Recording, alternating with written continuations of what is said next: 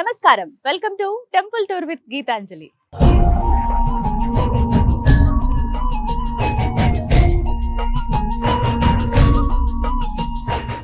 త్రేతాయుగం నుంచి ఈ భద్రాచలానికి ఎంతో ప్రాముఖ్యత ఉందండి.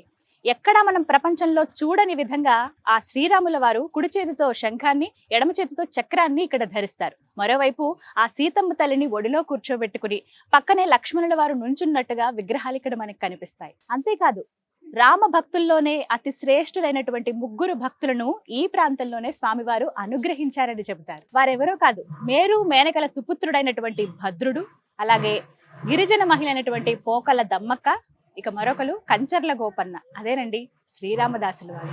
వీరి ముగ్గురిని అనుగ్రహించింది ఈ ప్రాంతంలోనే. వారు నిర్మించినటువంటి ఆలయమే ఇది. ఆయన కొలువైనటువంటి ఆ భద్రగిరే ఇది. ఇలా ఎన్నో విశేషాలతో అడుగడుగున ఆధ్యాత్మికత ఉట్టిపడుతూ చరిత్రకు సాక్ష్యంగా నిలిచినటువంటి ఆ రామయ్య ఆలయాన్ని మనము వీక్షిద్దామా?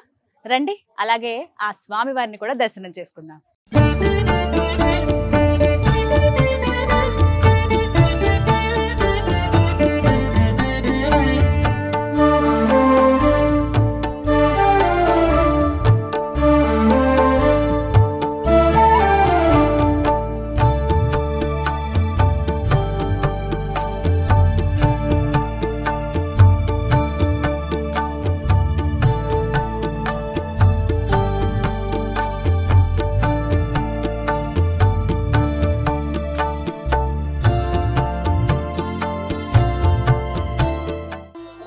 దర్శనానికి వెళ్ళాలంటే ఇదే ప్రధాన ద్వారం. ఇటు నుంచే వెళ్ళాలి లోపలికి. వెళ్దామా మరి?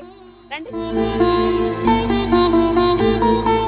సుగ్రీవమిత్రం పరమం పవిత్రం సీతాకళత్రం నవమేఘ. ఆలయం లోపలికి మనం అడుగు పెట్టేశాము. కోలాహలంగా ఉంది భక్తులందరితోటి. లోపలికి అడుగు పెట్టగానే మనకి ముందుగా ఎడం పక్కగా గోకుల రామం అని చెప్పి మనకి గోశాల కనిపిస్తుందండి. వచ్చి అక్కడ గ్రాసం కూడా మనం తినిపించవచ్చు. వెళ్ళి ఒకసారి ఆవుల్ని కూడా చూద్దామా మరి? ఆవులున్నాయి, ఎద్దులు కూడా ఉన్నాయి ఇక్కడ. వెళ్దాం. అమ్మా, ఎంత? Thank you. మన చేతులతో ఇక్కడ పశుగ్రాసం మనమే తినిపించవచ్చు అనమాట.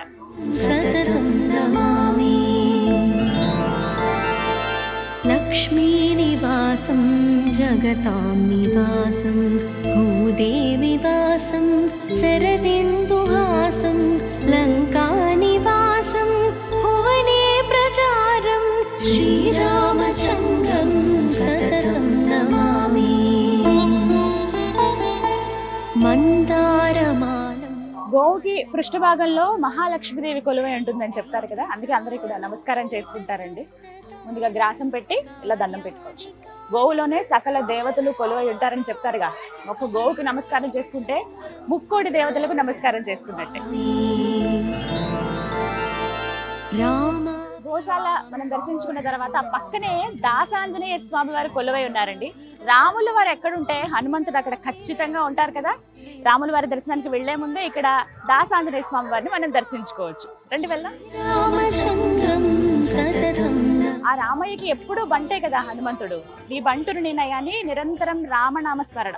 మనమైనా ఒక్క నిమిషం అటు ఇటుగా ఏమరపాట్లో ఉంటామేమో కానీ ఆ ఆంజనేయ స్వామి మాత్రం అనుక్షణం ఆయన నరనరాన, ఆయన రక్తంలో ప్రతి దాంట్లోనూ అణువణువున ఆ రామయ్య నిండిపోయాడు. ఒక్క క్షణం కూడా శ్రీరామ అనకుండా ఉండలేరంట.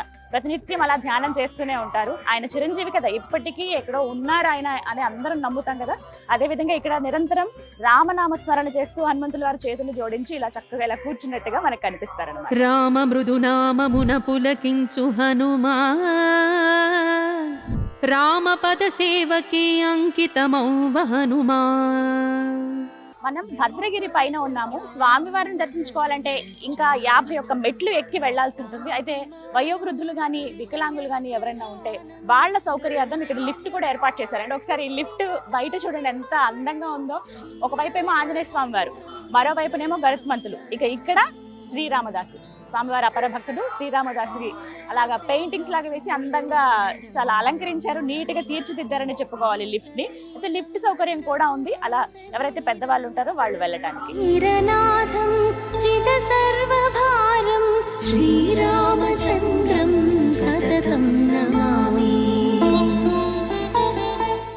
సీతారాముల దర్శనం వెళ్లే వారికి స్ట్రిక్ట్ రూల్స్ ఇక్కడ ఉన్నాయండి. ఫోన్స్ కానీ లేకపోతే వాళ్ళతో తెచ్చినటువంటి పెద్ద పెద్ద బ్యాగ్స్ కానీ అలాగే కెమెరాస్ కానీ ఇవేవి కూడా లోపలికి అలౌ చెయ్యరు. సో అందుకని అవన్నీ భద్రపరచుకోవడానికి ఇక్కడ లాక్ రూమ్స్ ఉన్నాయి. ఇక్కడ ఏంటంటే జస్ట్ 5 రూపీస్, 5 రూపాయలు ఇచ్చి మన వస్తువులు ఇక్కడ భద్రపరచుకుని వెళ్ళొచ్చు. మళ్ళీ తిరిగి వచ్చిన తర్వాతే కలెక్ట్ చేసుకోవాలన్నమాట. సతతం నమామి శ్రీరామచంద్రం సతతం నమామి. ఎంత పెద్ద మండపమో, మొత్తం స్తంభాలన్నీ కూడా ఉన్నాయి. మధ్య మధ్యలో ఇది చిత్రకూట మండపం అని అంటారండి. ఇక్కడ స్వామివారికి సంబంధించిన వాహనాలన్నీ కూడా ఇక్కడ భద్రపరుస్తారు. మొట్టమొదటిగా శ్రీరామదాసులు వారు చేయించినటువంటి వాహనం దగ్గర నుంచి ఇప్పటి వరకు స్వామివారికి ఎన్నైతే వాహనాలు ఉన్నాయో దగ్గర దగ్గర ఒక 20 వాహనాలు ఉంటాయండి. అవన్నీ కూడా ఇక్కడే భద్రపరుస్తారు అనమాట. ఇక్కడి నుంచే మనం చూడొచ్చు. చాలా విశాలంగా, చాలా పెద్దగా, నీట్ గా అమర్చారు, మెయింటైన్ చేస్తున్నారనే చెప్పుకోవాలి. ఆ పైనంతా కూడానండి బాపు రమణలు, రాముల వారికి ఎంత అపరభక్తులు మనకు తెలుసు కదా, వాళ్ళు చిత్రించినవి అలాగే వారు రాముడి గురించి రాసినవి ఇలా ఫోటో ఫ్రేమ్స్ లాగా చేయించి ఆ పైన అంతా పెట్టారన్నమాట. చాలా సుందరంగా ఉంది. ప్రత్యేకించి బ్రహ్మోత్సవాలప్పుడు అలాగే శ్రీరామనవమి అప్పుడు ఇంకొన్ని సందర్భాల్లో స్వామివారికి వార్షిక బ్రహ్మోత్సవాలు అవుతూ ఉంటాయి, ఇంకా కొన్ని కార్యక్రమాలు జరుగుతుంటాయి కదా, అప్పుడు ఈ వాహనాలపైన స్వామివారు ఊరేగేది అవన్నీ ఇక్కడే ఉన్నాయన్నమాట. హనుమంతుడు, అలాగే హంస ఉంటుంది, కల్పవృక్షం, అలాగే గరుత్మంతుడు, ఇలా ఎన్నో వాహనాలన్నీ ఇక్కడే భద్రపరిచారు. ఇదే మెట్ల మార్గం, ఇదే 51 మెట్లు. ఈ మెట్ల మార్గం ద్వారానే మనం పైకి వెళ్ళి స్వామివారిని దర్శించుకోవాలి. పైన ఇంకా విశాలంగా ఉంటుంది. వెళ్దాం మరి. రామచంద్ర సంసారతారం నిగమ ప్రచారం ధరావతారం రితభూమి భారం సనిర్. మెట్లకి పైకి రాగానే ముందుగా మనకి దర్శనం ఇచ్చేది ఇక్కడ హనుమంతుల వారే. ఇదిగో ఎంత చక్కగా ఉంటారు తెలుసా, ఇక్కడ స్వామి నుంచుని ఉంటారనమాట. ప్రత్యేకించి మనం రాముల వారి దర్శనానికి వెళ్ళాలంటే ముందు ఆయన బంట హనుమాన్ పర్మిషన్ అడగాలి కదా. వెళ్ళి రాముల వారి దర్శనం మాకు చక్కగా జరగాలి తండ్రి అని చెప్పి ఆయన అడిగితే ఖచ్చితంగా మనకి రామయ్య దర్శనాన్ని క్షేమంగా అందిస్తాడనమాట. రండి వెళ్దాం, దండం పెట్టుకుందాం.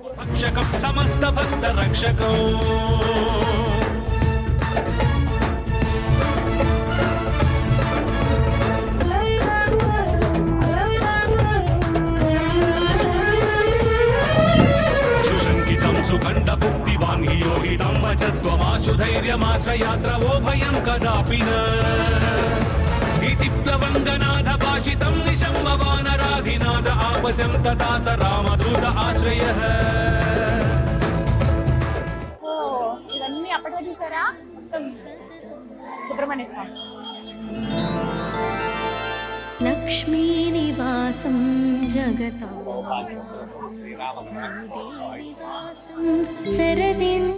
ఇక ఆలయ ప్రాంగణంలో కంటే ప్రధాన ద్వారం ఇది. ఇక్కడికి అడుగు పెట్టేశాము. ఇదే భక్తులందరూ వెళ్ళడానికి ఇది క్యూ లైన్ అండి. తిరిగి వెళ్ళిపోయేది ఎగ్జిట్ లైన్ ఇది అనమాట. ఇలా ఈ మార్గం ద్వారా లోపలికి రావచ్చు. ఎందుకంటే మనకి ఇక్కడ రామనామంతోనే స్వాగతం పలుకుతారు లోపలికి. వసనేరసాలం గుణైర్విశాలం రితసప్తతాళం కార్యాదికాలం. ఇదే స్వామివారి ధ్వజస్తంభం.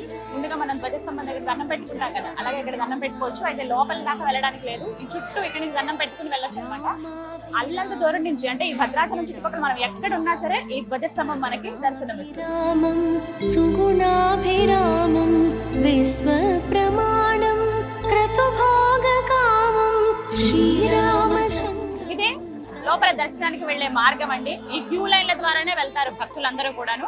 చాలా సందడిగా ఉంది, భక్తులతో కోలాహలంగా ఉంది, రద్దీగా ఉందని చెప్పుకోవాలి.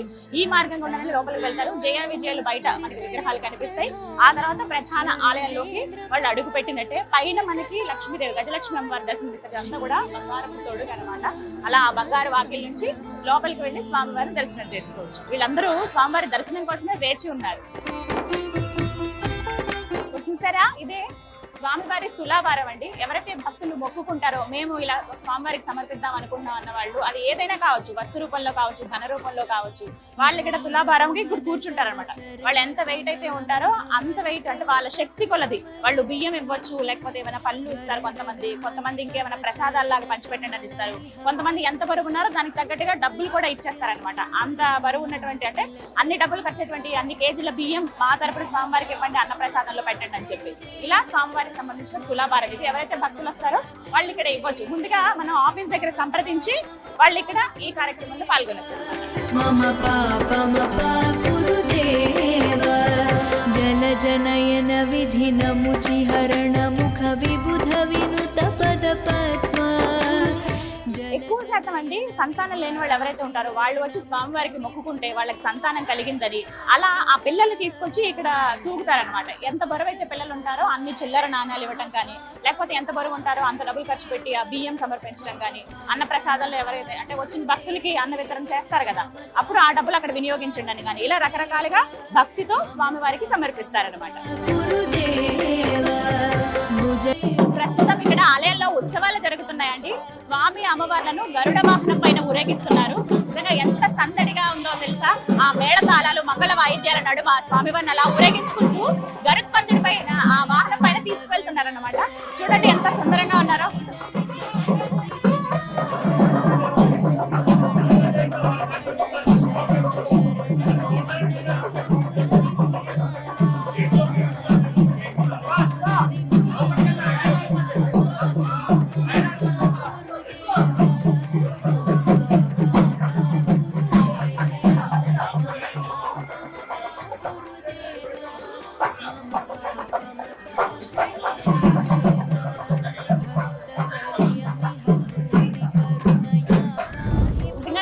భద్రగిరి పైన మనం నుంచుంటే అడుగడుగున స్వామి మనకు కనిపిస్తూ ఉంటారు. ప్రత్యేకించి అద్భుతాలే, ఒక వైకుంఠంలో మనం ఉన్నామా అన్న భావన కలుగుతూ ఉంటుంది.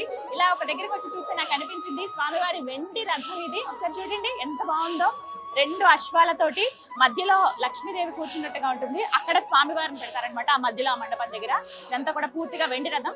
సమర్పించిన వాళ్ళ పేర్లు కూడా ఇక్కడ ఉంది. భక్తులు చేయించారు ఇక్కడ. అక్షరాల ఈ రథం ఖర్చు 36 లక్షల రూపాయలండి. మొత్తం పూర్తిగా వెండితో చేసిందే ఇదంతా కూడా. చాలా బాగుంది. అయితే ఈ వెండి రథాన్ని లాగేటువంటి అదృష్టం భక్తులకు కూడా ఉంది. ప్రత్యేకంగా రుసుము ఉంటుంది. 1116 అనేది మనం కడితే ప్రతిరోజు ఆ కార్యక్రమం ఉంటుంది.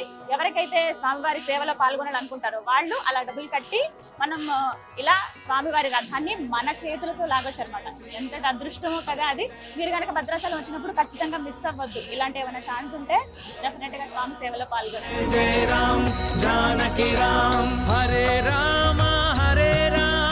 ఆ సీతారాముల దర్శనానికి వచ్చే వాళ్ళు ఫ్రీ లైన్ కూడా ఉంటుంది. స్టార్టింగ్ మనం కింద నుంచి వచ్చినప్పుడు చూసారా అంటే మీకు చూపించాను ఒక లైన్. ఆ దర్శనం అంతా కూడా ఫ్రీ లైనే. మనకి కింద నుంచి క్యూ లైన్ ఉంటుంది. లేదా మేము ప్రత్యేకంగా స్వామివారికి అర్చన చేయించుకోవాలనుకుంటున్నాం అన్న వాళ్ళు 300 రూపీస్, అలాగే 500 రూపీస్ టికెట్స్ ఉంటాయి. లేదా మేము అభిషేకంలో పాల్గొంటాం అనుకునే వాళ్ళు 1500 రూపాయలతోటి అభిషేకంలో కూడా మనం పాల్గొనొచ్చు. వాళ్ళు వెళ్ళడానికి మార్గం ఇటువైపు అన్నమాట. ఇది ఇలా ఈ దారి గుండా వెళ్ళొచ్చు. ముందుగా మనం టికెట్ తీసుకుని వెళ్దాం. హరే రామ హరే రామ రామ రామ హరే హరే. హరే రామ హరే రామ రామ రామ హరే హరే. హరే రామ హరే రామ రామ రామ. ఇక్కడ ప్రత్యేకంగా కొన్ని ఆచారాలు కూడా ఉంటాయండి. ఎవరైతే నూతన దంపతులు ఉన్నారో వాళ్ళు ఖచ్చితంగా వివాహం జరిగిన వెంటనే స్వామివారి దర్శనానికి వస్తారు. ఇక్కడ స్వామివారి కళ్యాణంలో కూడా పాల్గొంటారనమాట. అలా కొత్తగా పెళ్ళైన జంట కూడా వచ్చారు చూడండి.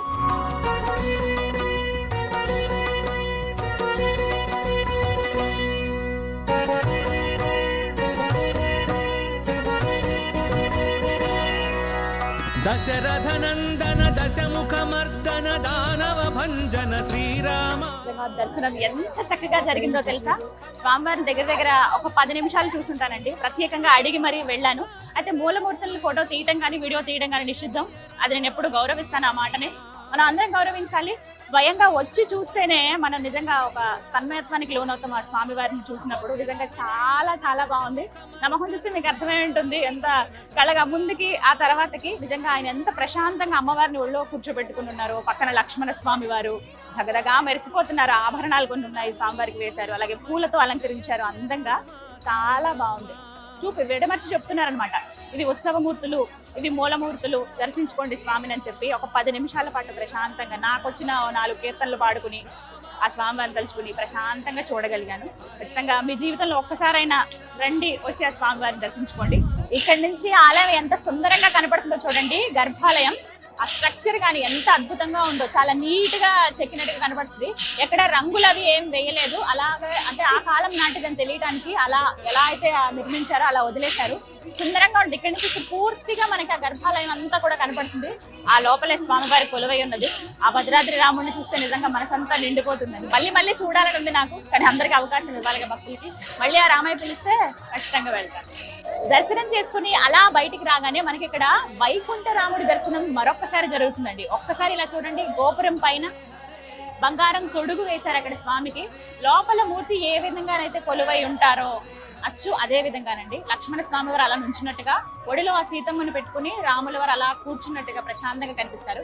కింద అంటే ఎవరి కోరిక మేరకు వైకుంఠం నుంచి శ్రీరాముల వారి కదలి వచ్చారు అంటే ఆ విష్ణుమూర్తి మళ్ళీ వైకుంఠ రాముడిగా కొలువై ఉన్నారు. ఆ భద్రుడు మనకు అక్కడ కొండల్లో ఆయన ఉన్నట్టుగా కనిపిస్తుంది. పూర్తిగా ఒక్కసారి చూడండి, ఇక్కడి నుంచి చూస్తే నిజంగా ఆ రామయ్య దర్శనం అయినట్టేనండి. దర్శనం చేసుకుని వచ్చి ఇక్కడ ఒక్కసారి ఆ గోపురానికి దండం పెట్టుకుంటే, అక్కడ కనిపించేటువంటి ఆ వైకుంఠ రాముడికి దండం పెట్టుకుంటే చాలు. నిజంగా వైకుంఠంలో ఆ స్వామిని చూసినటువంటి అత్యంతమైన అద్భుతానికి, ఆ అమిత ఆశ్చర్యానికి మనం లోనవుతాము. అంతటి అదృష్టం అని కూడా చెప్తూ ఉంటారు. దండం పెట్టుకోండి మీరు కూడా. రామచంద్ర లక్ష్మణ భ్రాత లక్షణ చరిత మోక్ష ప్రదాయక శ్రీ సీతారామచంద్రుల వారి ఆలయానికి అత్యంత ఆకర్షణీయం, ప్రత్యేకం గోపురం పైన ఉన్నటువంటి ఆ సుదర్శన చక్రమేనండి. ప్రతి ఆలయంలో మనం ఇలా చక్రాన్ని చూడము, కేవలం ఇక్కడ భద్రాద్రి రామయ్య ఆలయంలో గోపురం పైన ఉన్నటువంటి ఆ సుదర్శన చక్రాన్ని చూడండి. స్వయంగా ఆ స్వామి వారే ప్రసాదించినటువంటి సుదర్శన చక్రం ఇది. దీనికి సంబంధించి కథనం చెప్తారు. శ్రీరామదాసుల వారు ఆలయం నిర్మించేటప్పుడు మొత్తం ఆలయం అంతా పూర్తయిపోతుంది, ఇక గోపురం ఒకటి నిర్మించాలి అని చెప్పి ఆ చివరి భాగం ఏదైతే ఉంటుందో అది కూడా నిర్మిద్దామని చెప్పి మొత్తం అంతా ఏర్పాట్లు చేసిన తర్వాత ఎన్నిసార్లు నిర్మాణం చేసినా కూడా అది పడిపోతూనే ఉండేదట. అస్సలు కుదిరేది కాదు. ఆయన చాలా బాధపడేవాళ్ళు. ఏంటి రామచంద్ర, ఇంత కష్టపడి ఇంత కడుతున్నాము, అన్ని సమకూరే గానీ ఇలా గోపురం ఎందుకు సరిగా కుదరట్లేదు అనుకుంటే, ఒకసారి ఆయనకి ఆకాశవాణి నుంచి ఒక వినపడుతుంది అనమాట, ఒక మాట, నువ్వు ఎంత ప్రయత్నించినా అది కుదరదు, నా నుంచి నీకు ఒక శిఖరం పైన ఏం పెట్టాలి అనేది నేనే అనుగ్రహిస్తానని చెప్తారు. అలా సరే స్వామివారే ఇస్తానన్నారు కదా అని ఆయన ఆ రోజు రాత్రి నిద్రలోకి వెళ్ళిన తర్వాత స్వప్నంలో ఆ శ్రీరాముల వారే దర్శనమిస్తారు. ఆ ఒక మాట చెప్తారనమాట, నువ్వు ఎందుకు అంత ఇబ్బంది పడుతున్నావు, బాధపడుతున్నావు, ఇదంతా నేనే కదా నీతో చేయించుకున్నాను, నువ్వు ఏమాత్రం చింతించకు, రేపు ఉదయాన్నే వెళ్ళి నువ్వు గోదావరి నదిలో ఒకసారి స్నానం ఆచరించు, అక్కడ పెట్టాల్సిన సుదర్శన చక్రాన్ని, ఆ చక్రాన్ని నేనే అనుగ్రహిస్తానని చెప్తారు. ఇక తెల్లవారుతుంది, ఎప్పుడెప్పుడు తెల్లవారుతుందా అని ఎదురు చూస్తూ ఉంటారు ఆ శ్రీరామదాసులు వారు. వెంటనే వెళ్ళి గోదావరి నదిలో స్నానం ఆచరిస్తూ ఉండగానే అలా గోదావరి నదిలోంచి సుదర్శన చక్రం కొట్టుకుని వస్తుంది. ఆ చక్రమే ఇక్కడ పైన పెట్టారనమాట. అది చూసారా, నిజంగా స్వయంగా ఆ స్వామి వారు ప్రసాదించినటువంటి సుదర్శన చక్రం అది. ఎంతో ఆనందంతో స్వయంగా స్వామివారు ఇచ్చారని చెప్పి తీసుకొచ్చి ఆ గోపురం పైన అలా పెడతారు. అప్పటి నుంచి ఎలాంటి ఇబ్బంది ఉండదు. ఆ తర్వాత స్వామివారిని లోపల ప్రతిష్ఠించేదాకా విగ్రహ నిర్మాణం కావచ్చు, ఆలయ నిర్మాణం కావచ్చు, ఇవన్నీ కూడా జరుగుతాయి. చాలా సుందరంగా కనపడుతుంది. అప్పటి నుంచి ఆ సుదర్శన చక్రాన్ని అందరూ దర్శించుకుని తరిస్తారనమాట. ఎంత మనం లోపల దర్శనం చేసుకుని అంతా వచ్చినా కూడా గోపురం పైన ఉన్నటువంటి ఆ సుదర్శన చక్రాన్ని చూస్తే ఇక మనసంతా నిండిపోతుందండి. స్వయంగా ఆ విష్ణుమూర్తి అంటే ఆ రాముల వారే అందించారు కదా. రమ్యమైనది రామనామము వీళ్ళంతా కూడా దర్శనం కంప్లీట్ చేసుకుని బయటికి వచ్చిన వాళ్ళు అనమాట. ఇక్కడ స్వామివారి తీర్థ ప్రసాదం అందిస్తూ ఉన్నారు. ఇక్కడ నుంచి అలా ముందుకు వెళ్తే ఇక్కడ భద్ర మహర్షి వారి సన్నిధి కూడా ఉంటుంది. ఇక్కడికి వెళ్ళి చూడొచ్చు. అంటే ఎవరైతే భద్రుడు ఆయన కోరిక మేరకే కదా రామావతారం పూర్తయిన తర్వాత కూడా ఆయన వైకుంఠంలో ఉండి ఆ భక్తుడి కోసం అన్ని విడిచిపెట్టి వైకుంఠ రాముడిగా ఈ భద్రగిరిపై వచ్చి కొలువు ఉన్నాడు ఆ భద్రాద్రి రాముడు. ఇగో ఆయనకి సంబంధించినటువంటి విగ్రహం కూడా అంటే కొండ రూపంలో మనం ఇక్కడ చూడొచ్చు అనమాట. ఆలయం కూడా ఇక్కడే ఉంది. శ్రీరామ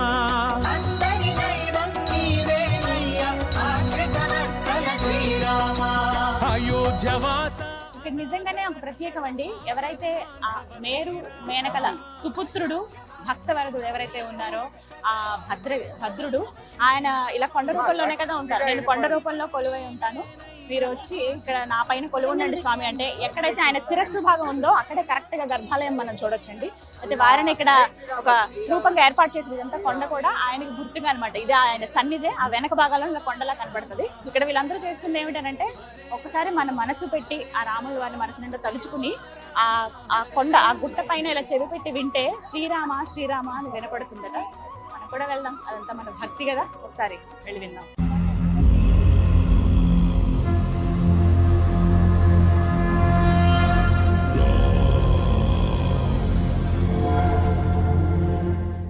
ఎంతటి అదృష్టవంతులో కదా ఆ భద్రుడు. ఆయన కోసమే వైకుంఠం నుంచి ఆయన ఎవ్వరికి చెప్పకుండా సిరికిని చెప్పడు, చేదోయి సంధింపడు, అంటే ఏవి శంకు చక్రాలు వదిలేస్తాడు, ఆదిశేషుకి చెప్పడు, అంటే సీతమ్మ వారికి కూడా చెప్పకుండా భక్తుడి కోసం పరిగెత్తుకుని ఆ వైకుంఠం నుంచి వచ్చేస్తాడు ఆ వైకుంఠ రాముడు. అలాగే వచ్చి ఇక్కడ వైకుంఠ రాముడిగా కొలువై ఉన్నాడు అనమాట.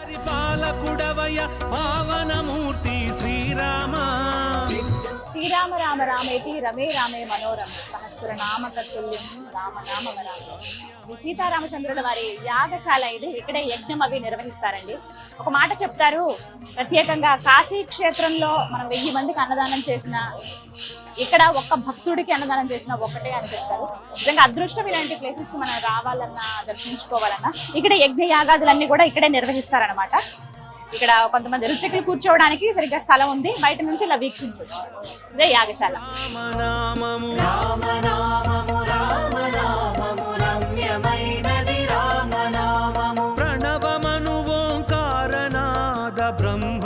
ఆ సీతారామచంద్రుల వారికి ఎప్పుడు నిత్య కళ్యాణం పచ్చతోరణమేనండి. స్వామివారికి నిత్యం కళ్యాణం జరుగుతుంది.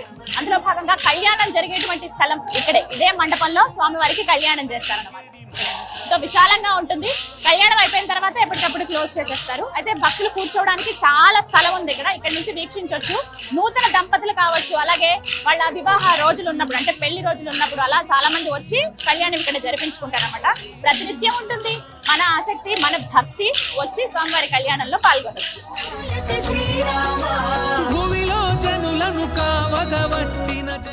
నిజంగా ఎంత ప్రశాంతంగా ఉందండి, మనసంతా నిండిపోయింది. నిజంగా వైకుంఠంలో అడుగు పెట్టానని నన్న భావన ఉంది నాకైతే. స్వామివారు ఎంత నిండుగా చక్కగా కనిపిస్తున్నారో. ఇక్కడికి వచ్చిన ప్రతి భక్తుల్లోనూ ఎప్పుడెప్పుడు స్వామిని చూద్దామా అని వెళ్తున్న భక్తులు ఒకవైపు, దర్శనం చేసుకుని వచ్చిన తర్వాత అమితానందంతో కనబడుతున్న భక్తులు మరోవైపు. నిజంగా ఇదొక ప్రత్యేకమైన లోకం భద్రాద్రి రామయ్య. ఎప్పుడో అనుకున్నాను రావాలని, కానీ ఇలా వచ్చి దర్శనం ఎంత బాగా జరుగుతుందని మాత్రం నేను అనుకోలేదు. చాలా సంతోషం అనిపించింది. సాధారణంగా నాకు మా అమ్మగారు చెప్పేవాళ్ళు, ఎక్కడైతే కీర్తనలు ఉంటాయో, ఎక్కడైతే భజనలు చేస్తారో, ఎక్కడైతే రామ సంకీర్తనలు స్మరణలు జరుగుతాయో అక్కడ శ్రీ మహావిష్ణువు కొలువై ఉంటాడు అని చెప్పారు మా అమ్మగారు. అలా నాకు ఎన్నో కీర్తనలు మా అమ్మగారు కూడా నేర్పించారండి. మా అమ్మగారు రాముడికి అపర భక్తురాలు అనమాట. ఏమన్నా ఉన్న రాముడిలా అని రామాయణం గురించి అవన్నీ నేను తెలుసుకున్నానంటే ఆవిడ నుంచి. మన పెద్దవాళ్లే కదా నేర్పిస్తారు. ఇక్కడికి వస్తే పూర్తిగా ఇంకా మనకి తెలుస్తుంది రామ భక్తులు ఏ విధంగా ఉన్నారు, రామ భక్తుడు ఏ విధంగా ఈ ఆలయాన్ని అంతా నిర్మించారు అని చెప్పి చాలా అద్భుతంగా ప్రతి ఒక్కటి మనం తెలుసుకోవచ్చు. అలా ఎన్నో కీర్తనలు నా మనసుకి నచ్చినవి కూడా ఉన్నాయి. అలా మా అమ్మగారు ఆ కీర్తనలు పాడుతుంటే నేను కూడా వినేదాన్ని. అందులో నాకు నచ్చింది ఎప్పుడూ నేను స్మరించుకునేది ఆ రాముడి గురించి. శ్రీరామాయ రామభద్రాయ రామచంద్రాయ వేదసే రఘునాథాయ నాథాయ సీతాయ పతయే నమః. జయ శ్రీరామ్. ఎంత చక్కగా ఉంటాయో ఆయన గురించి పాడినప్పుడు కానీ ఎవరైనా చెప్తుంటే విన్నా కూడా ఆ యుగ పురుషుడు, ఆ మర్యాద పురుషుడు నిజంగా ఎంతో ఉత్తమమైన, అంటే మనిషి రూపంలో వచ్చి ఆ దేవుడు, ఆ వైకుంఠనాథుడు ఇలా మానవాళికి ఎలా బతకాలి అని నేర్పించారు. రామాయణం ద్వారా మనం ఎన్నో విషయాలు కూడా నేర్చుకోవచ్చండి. అందులో వారు వనవాసం చేసే సమయంలో ఇదే భద్రాద్రిలో ఇక్కడే ఆయన గడిపారు అనడానికి కొన్ని గుర్తులు కూడా ఉన్నాయి. అలాగే ఒక భక్తుడి కోసం ఆయన వచ్చి ఇక్కడ కొలువై ఉన్నారు అనడానికి పెద్ద గుర్తు, నిదర్శనం ఈ ఆలయం. సుగ్రీవమిత్రం పరమం పవిత్రం. భద్రాద్రి రామయ్య గర్భాలయం ఎంత సుందరంగా ఉంటుందో తెలుసా అండి. అణువణువున ఆధ్యాత్మికత ఉట్టిపడుతూ ఉంటుంది. సింపుల్ గా మనకి కనిపిస్తుంది కానీ చాలా సుందరంగా ఉంటుంది. ఎక్కడ రంగులు అవి వేసి ఉండదు. ఆ సిమెంట్ కలర్ లో, నా గ్రే కలర్ లోనే ఉంటుంది ఆలయం. కానీ చాలా బాగుంటుంది. ఆ సుదర్శన చక్రం చూడొచ్చు, భద్రాద్రి రాముడి రూపం అక్కడ చూడొచ్చు. అలాగే ఆలయం అంతా కూడా, అంటే మొత్తం ఈ గర్భాలయం అంతా కూడా ఒక రథం లాగా ఉంటుంది. గుర్రాలు ఇలా లాగుతున్నట్టుగా అనిపిస్తుంది అనమాట. మొత్తం ఒక రథం మాదిరిగా ఉంటుంది. ఇక్కడ పెద్ద చక్రం చూసారా, ఇలా అటువైపు కూడా చక్రాలు ఉంటాయి. మొత్తం 4 వైపులో 4 చక్రాలు ఉంటాయి. ఇలా గుర్రం మీద ఒక మనిషి ఇలా ముందుకు తీసుకువెళ్తున్నట్టుగా ఉంటుంది.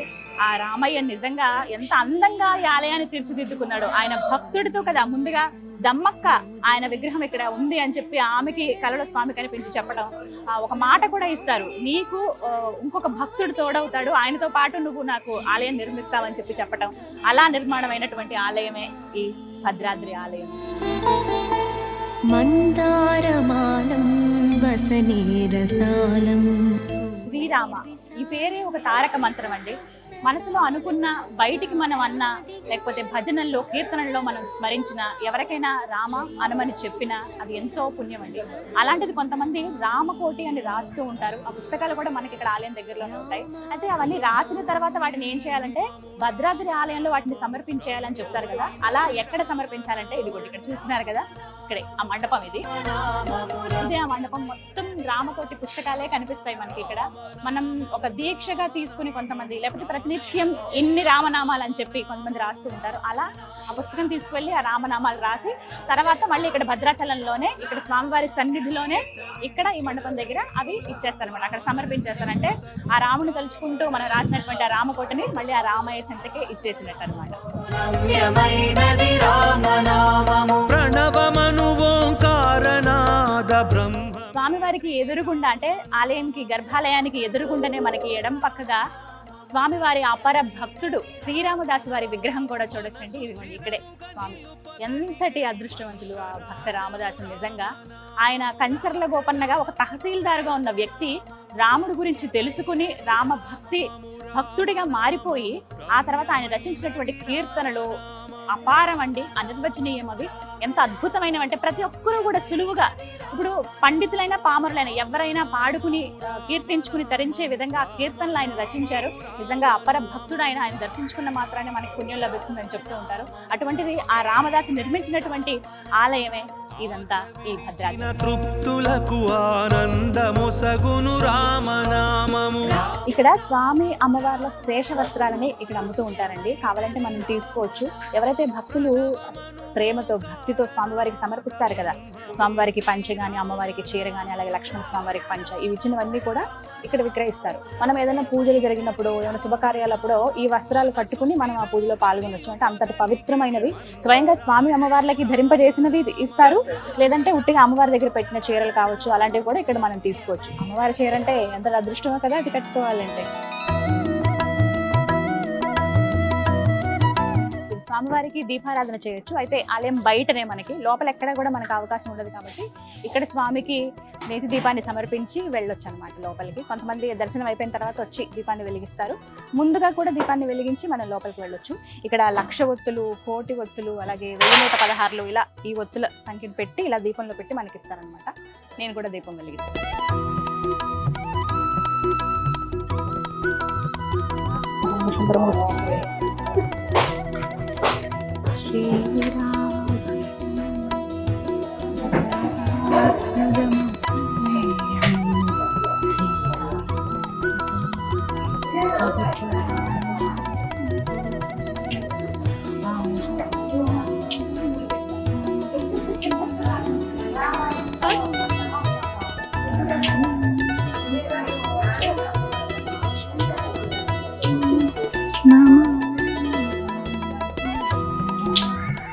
అపర శబరి కోకల దమ్మక్కను ఇక్కడ మనం దర్శించుకోవచ్చండి. ఆ భద్రాద్రి రాముణ్ణి ముందుగా వెతికి, అంటే ఆ స్వామి ఎక్కడున్నారో తెలుసుకుని ఒక చిన్న పాకలో ఒక మందిరం లాగా నిర్మించి కొలిచినటువంటి భవ్య ఘనత ఆవిడ సొంతం.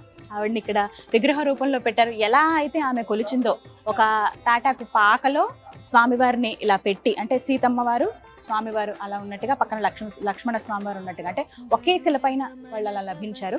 అలా వారిని తీసుకొచ్చి, ఎలా అయితే దొరికారో అలా తీసుకొచ్చి ఒక చెట్టు కింద పెట్టి ఒక పాకలాగా నిర్మించి, వాళ్ళకి అప్పట్లో ఆమెకి ఏమి తెలిసేది కాదు కదా, ఒక ఆకులో అంటే స్వామివారికి నైవేద్యం కూడా పెట్టాలి కదా మరి ఆహారం అని చెప్పి తాటి పండ్లు తీసుకొచ్చి పెట్టేవారంట. దానికి గుర్తుగా ఇక్కడ చూడండి తాటి పండ్లు.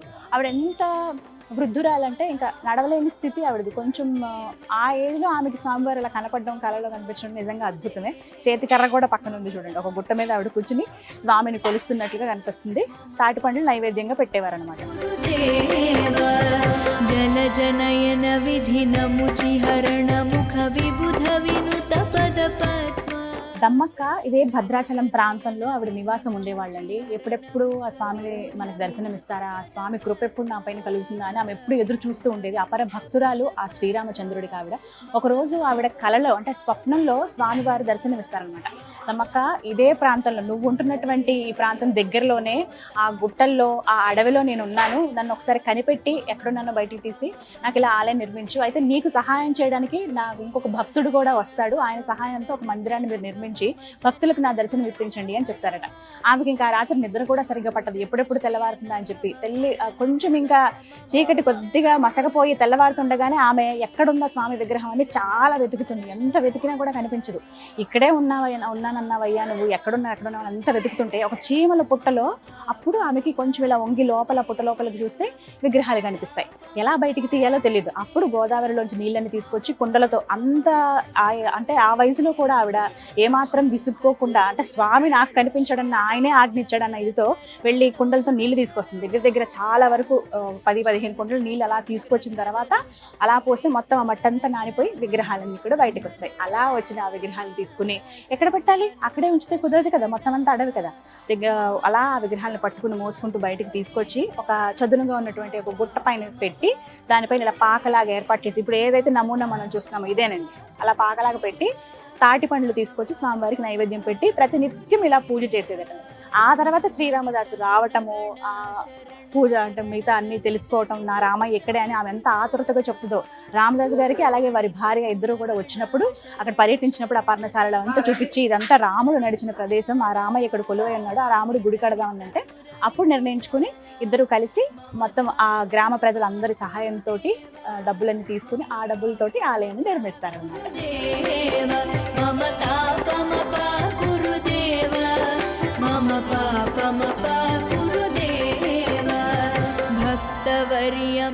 ప్రతి సంవత్సరం శ్రీరామనవమి రోజున సీతారాముల కళ్యాణం ఎంత వైభవంగా జరుగుతుందో మనందరికీ తెలిసిందే కదా. ఆ కళ్యాణం జరిగేది ఇక్కడే.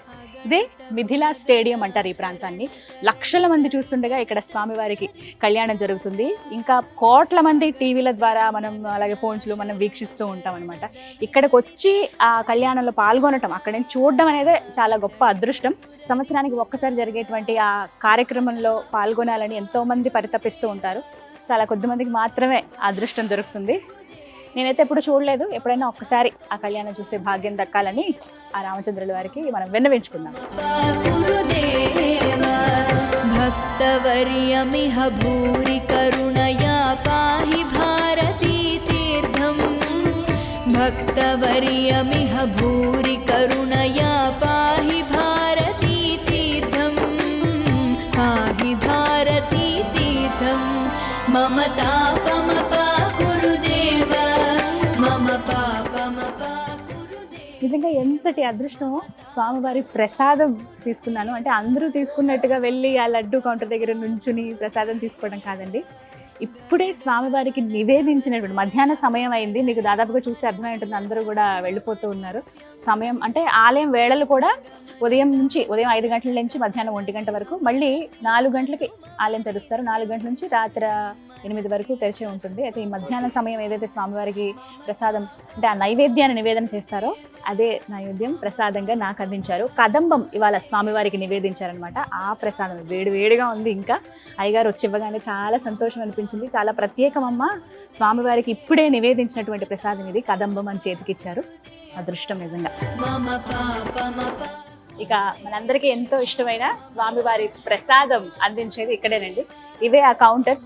మనం ఆలయం లోపల నుంచి కూడా ఇలా రావచ్చు, లేదంటే మొత్తం ఆలయానికి వెనక భాగంలో ఉంటుంది. ఈ మాఢ వీధుల్లోనే ఇలా నడుచుకుంటూ వచ్చి ఇక్కడ తీసుకోవచ్చు అనమాట. ఇక్కడ మనకి ప్రత్యేకంగా స్వామివారిది కళ్యాణం లడ్డు ఇక్కడ మనం కొనుక్కోవచ్చు. అలాగే మామూలుగా స్వామివారి ప్రసాదం లడ్డు, చక్కెర పొంగలి, పులిహోర ఇవన్నీ ఇక్కడే దొరుకుతాయి. ఇదే పోకల దమ్మక్క స్వామివారి అన్నప్రసాద భవనం. ఇక్కడే స్వామివారి అన్నప్రసాద వితరణ జరుగుతుంది. దర్శనానికి వచ్చిన భక్తులందరూ కూడా ఒక్కసారైనా ఆ స్వామివారి ప్రసాదం తీసుకుంటే చాలు, అది మహద్భాగ్యం అని ఫీల్ అవుతారు. అలాంటి వారందరూ కూడా ఇక్కడ ప్రసాదాన్ని తీసుకుంటారండి. సమయం ఉంటుంది ప్రత్యేకంగా, మధ్యాహ్న సమయంలో ఇక్కడ భోజనాలు ఉంటాయి. అప్పుడు వెళ్ళి మనం భోజనం చేయొచ్చు. నిజంగా చాలా అమృతంలాగా ఉంటుంది స్వామివారి ప్రసాదం అయితే.